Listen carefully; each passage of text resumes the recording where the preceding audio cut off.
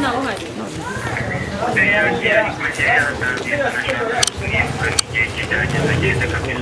Okay, ndaje.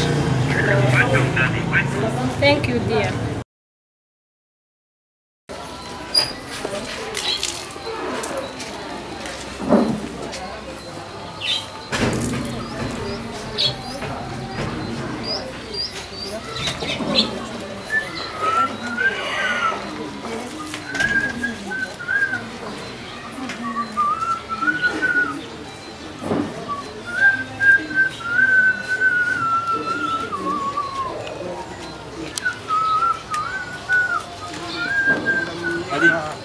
Bimeze bite se mwana?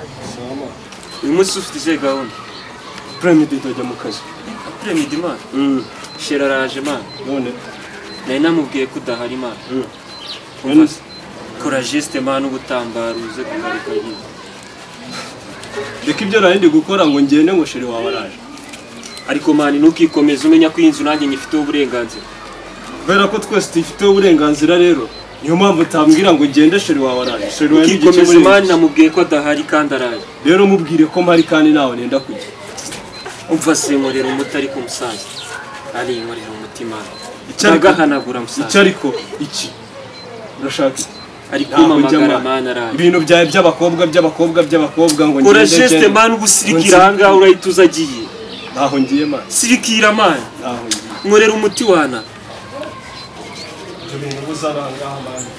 Asari kuri kuneza abantu mani turara naje. Mani zana bazanira sobanurira icari cyo muri runo rugo. Asari ko tutabanye nawe waretse kuneza.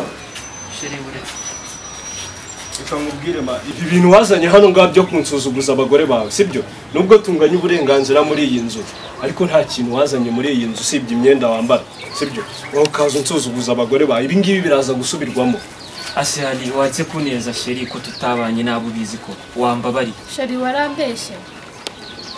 Sheri narakubeshya ariko nawe nabonaga kukwemeza bitoroshye kabisa. Nawe ntago wari woroshye kukwemeza. Hari gute wakora ibintu nk'ibi? Ahubwo ngiye mbona ufite ikibazo niwe wabeshye ukabyemera nubwo ntazi ibyo bakubeshye. Igute umuntu nk'uyu nguyu yakubeshye? Wambabari.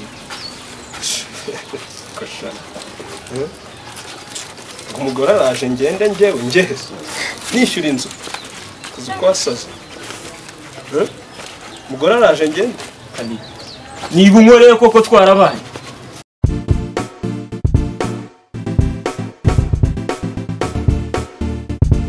Ntucikwe na filime The Sumu TV 24 ikuzani harimo filime z'amaseri n'izindi filime zirangira.